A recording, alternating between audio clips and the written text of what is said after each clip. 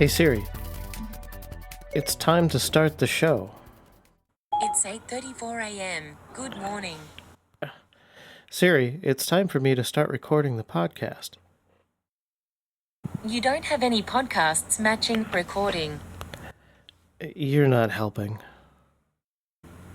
I think that's subject to opinion. Well, so much for my virtual co-host today. Yes, welcome to the Pan Future Society podcast. I am your host, Sean. Siri will not be your co-host today. Today is Saturday, July 8th, 2017. And now that nonsense is out of the way, let's get on with the news of the moment.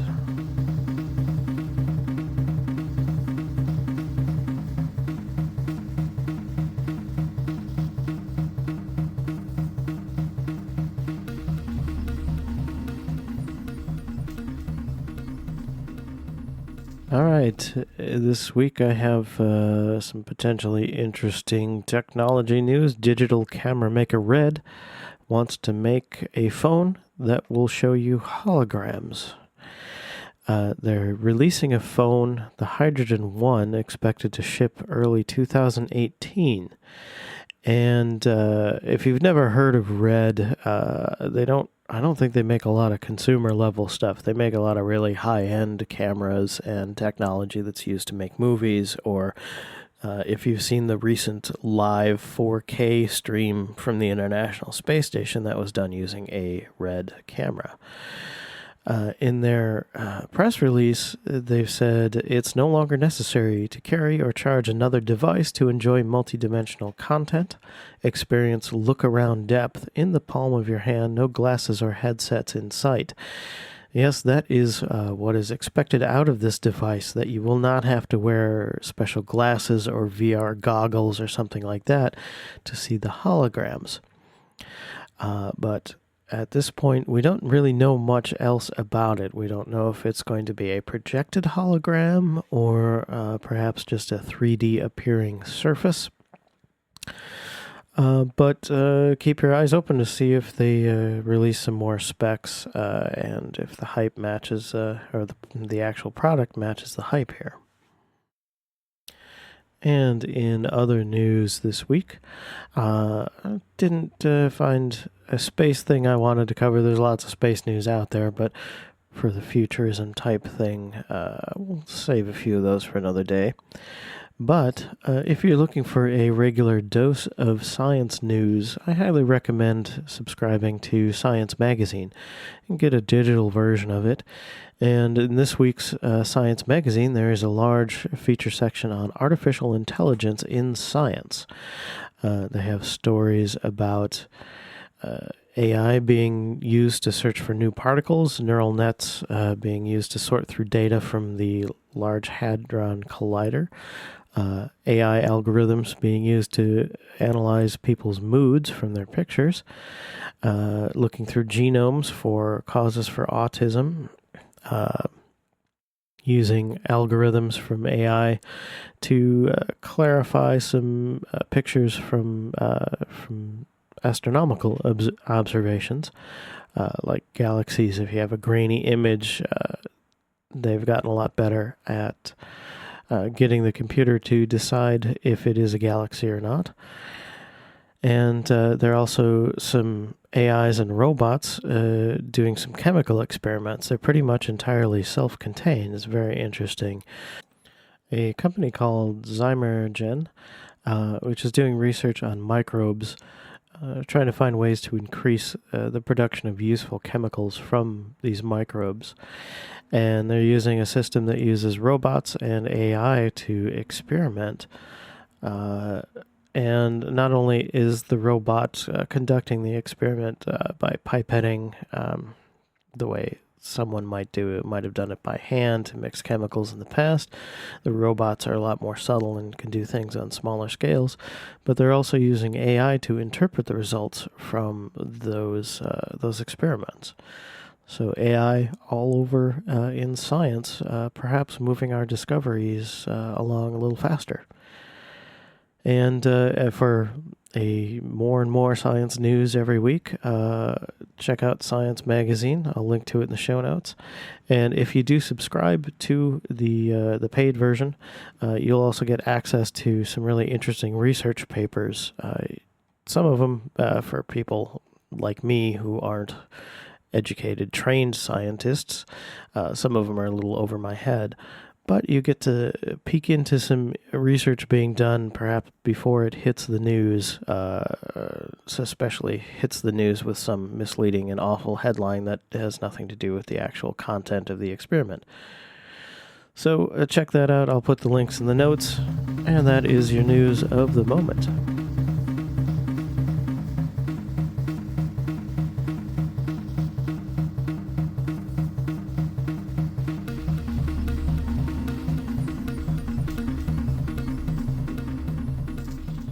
All right, this week's main segment, we are going to talk about arcologies, a vision for cities of the future. An arcology can be a massive structure, potentially housing an entire city in one building, or perhaps just entire neighborhoods. But it's also an idea, a principle. Differing from just a regular megastructure, arcologies are meant to be self-sufficient, self-contained, and are meant to have a minimal environmental impact. Depicted in many science fiction works, an actual arcology has not yet been completed. In addition to the fictional megacities, arcologies can also be smaller structures, more along the ideas of the Earthship, a topic perhaps for another show, or maybe an Earthship as type of arcology, I don't know. The ultimate goal may be a single structure megacity, but there's no reason not to start smaller. An arcology could be built on land, underground, or in the water. It's more of a concept, type, or intention of construction than a specific style design.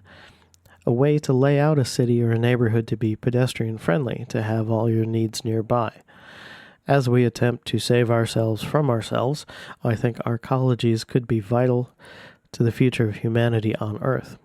Go through my past shows on space colonies, future food production, and energy. Think of the examples of space stations, generation ships, and cities on Mars and other harsh environments that you've heard of in the past. Now put one of those on Earth. Frank Lloyd Wright and Buckminster Fuller both had design ideas that could be considered arcology-like, but the idea really takes shape from Italian architect Paolo Soleri. The term arcology, a melding of the words architecture and ecology, was coined by Soleri, who lived from 1919 to 2013.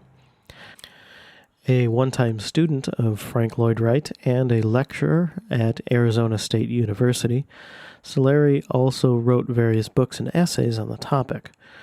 Soleri and his wife Collie also started the Cosanti Foundation in 1965 to promote his architecture and urban planning, educate students, professionals, and the public, and to continue building Arcosanti, an arcology structure in Arizona.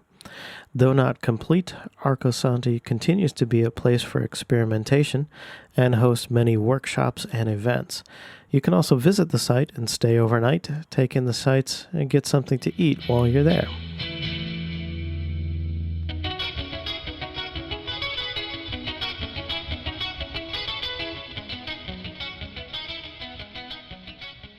Some principles of arcology can be found in many cities all over the world.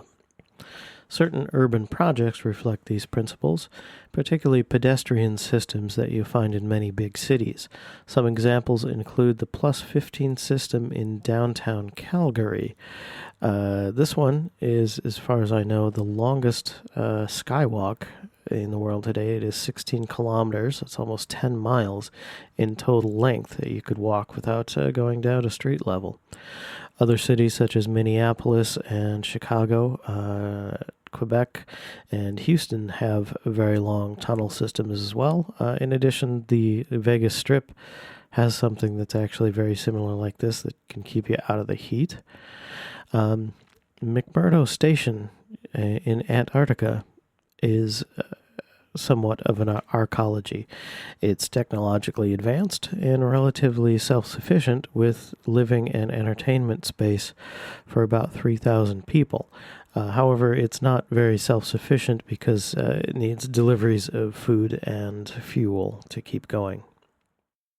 Another interesting one was the Baggage Towers in Alaska. These buildings house nearly the entire population of Whittier, Alaska.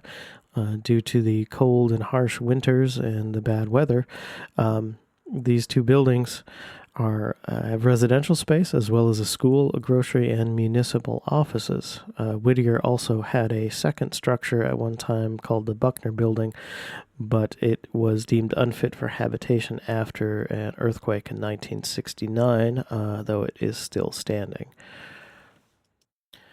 Aside from some general arcology principle type things, China is moving ahead with several works that are definitely in the arcology category. In addition to some skyscrapers covered in trees that are actually under construction right now, they're also going to build one of the world's first forest cities, designed by architect Stefano Boeri. The city, when completed, will host 30,000 people, and thanks to the million or so plants, including 40,000 trees planted almost everywhere all over the city, this city itself will absorb 10,000 tons of CO2, 57 tons of pollutants per year, and will produce about 900 tons of oxygen. In addition to the plants, there's going to be a lot of solar and geothermal energy used here, so it can be self-sufficient. From Boeri's website, he's quoted as saying, "The diffusion of plants, not only in parks and gardens or along streets, but also over building facades, will allow the energy self-sufficient city to contribute and improve the air quality, to decrease average air temperature, and to create noise barriers and improve the biodiversity of living species, generating the habitat for birds, insects, and small animals that inhabit the Liuzhou territory." There's some really cool pictures of this online. This is like every sci-fi cool thing you've had in mind about what cities of the future might be like. This is it. So China's got the means, and they're just going to go ahead and do these things. So good for them. Thank you, China.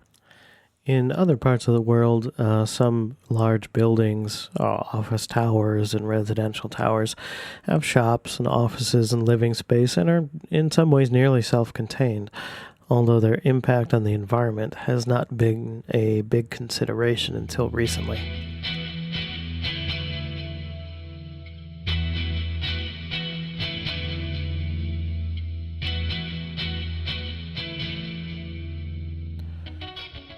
It's worth pointing out that Soleri didn't advocate for enclosed cities. His intention with Arcosanti and other designs was to incorporate the human use spaces into the environment. He also purposely avoided the terms commune and utopia to describe his arcologies. I think he wanted to remain grounded and remain more open to all people. There are a number of designs, both fanciful and more grounded, that are out there. I will link to a really good blog post that I found, and I'll put it in the show notes there. Many of the designs featured on this blog list are genuine proposals, not merely speculative art. Beyond the principles of arcology, it's fun to speculate and dream about a city of the future, rising high into the sky or deep underground, covered in trees and green spaces, both high-tech and like a nature walk at the same time. Even if we never get to whole cities, buildings that do more than merely function will have a big impact on our future society. I think it's important that the space that we live and work in provides support for better thinking.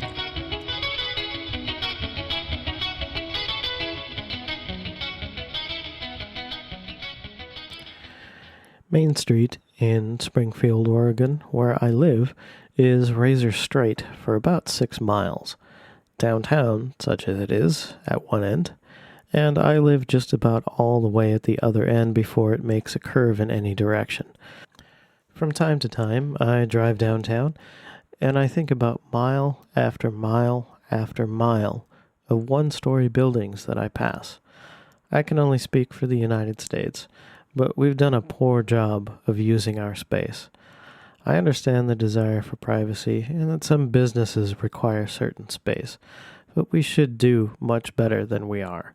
The technology wasn't always available, but now that it is, it's irresponsible to build out when up or down would be a better use of space. Even in my own house, it could have been better. For my work and my wife's work, we have a lot of home workshop space. But there isn't any reason we couldn't have a 2 or 3-story structure and take up half the land.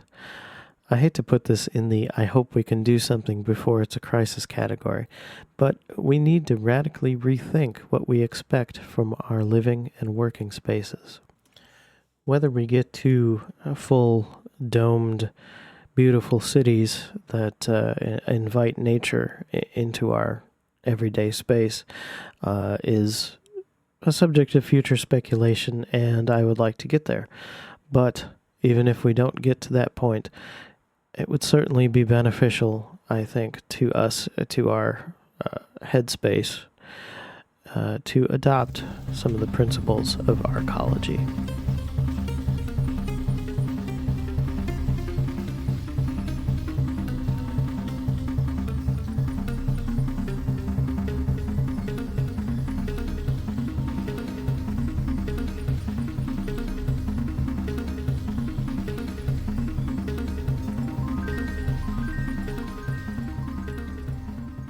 And that's the show for the week. As always, thank you so much for joining me here, for listening, for tuning in, for downloading, for sharing, for leaving reviews, for doing whatever it is you do with the show. I hope you've enjoyed it. I hope you learn things. If you listen to the show and you think it's too basic, it's okay to move along. There are other science shows out there for you. For me, a lot of this stuff is brand new, and I am learning right along with you. I am not a trained scientist, so this is futurism with training wheels, and I hope I am reaching people who've maybe not thought about these kinds of things before. If you would like to know more, come to the website panfuture.org. That's panfuture.org. You can contact me there, send me email, find links to Twitter, Facebook, YouTube, all that kind of stuff, and come to the show pages. There's a page for every single show with notes for further reading on all the topics that I cover, and you can also play back the shows right there too, and things are generally pretty well tagged and categorized, so you can search for topics if you're interested in. I'm sometimes a little surprised, actually, on show 57. It just keeps going. Wow. Anyway, again, thanks, and as always, I will talk to you again in the future.